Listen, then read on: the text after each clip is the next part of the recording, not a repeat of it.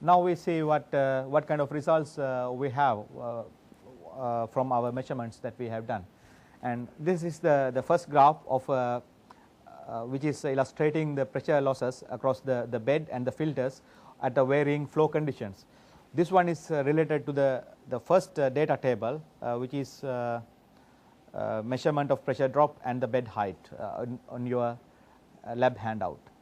And what is having on the x axis is the fluidization air flow, that is cubic meter per hour in units, and on the y axis we have pressure loss in H2O millimeters.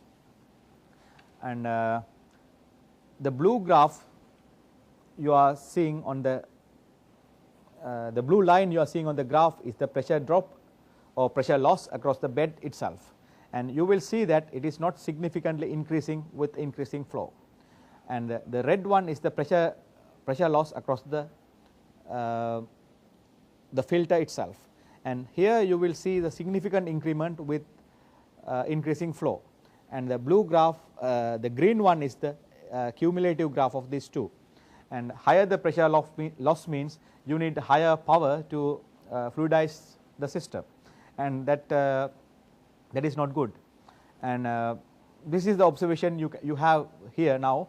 And then we go to the other graphs, and by looking all of these you can make the final conclusions about where to operate your fluidization system and how it is good, and what conditions are preferable, and which fluidization velocity must be better to have the optimum heat transfer as well as less energy or less power for fluidization as well. And the other bad thing is when you have the high fluidization velocities, so you have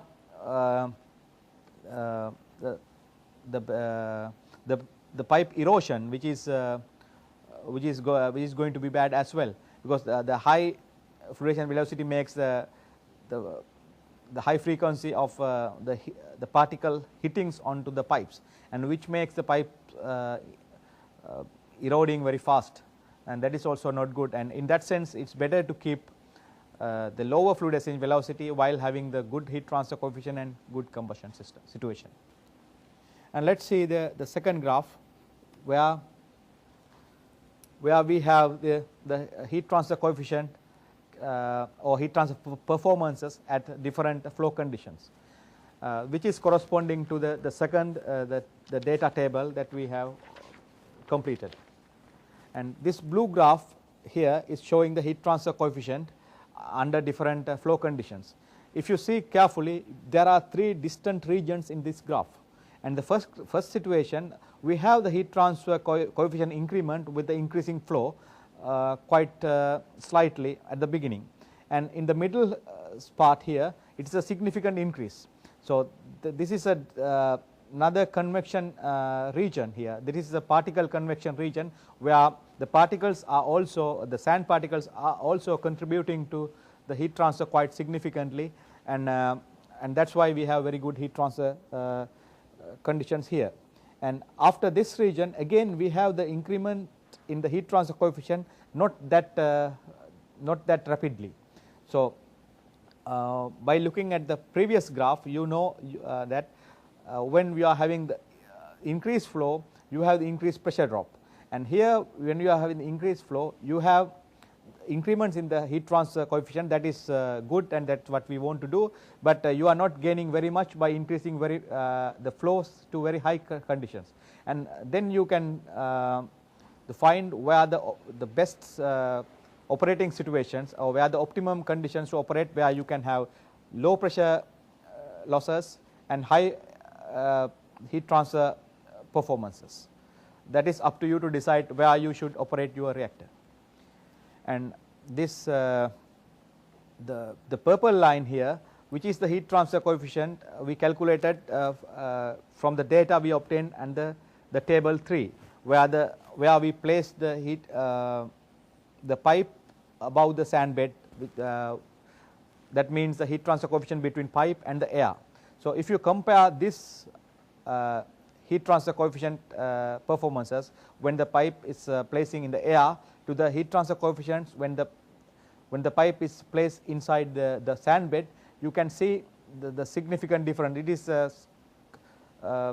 about 6 to 10 times higher in the sand bed when you compare to air. That means when you place with this the sand movements, it enhances quite significantly the heat transfer performance inside the bed. Now I go into the third graph where I have constant fluidization flow, air flow, but I have different the pipe surface temperatures here. So on x axis we have the pipe surface temperature, and on the y axis I have the heat transfer coefficient again. So you do not see significant differences under the different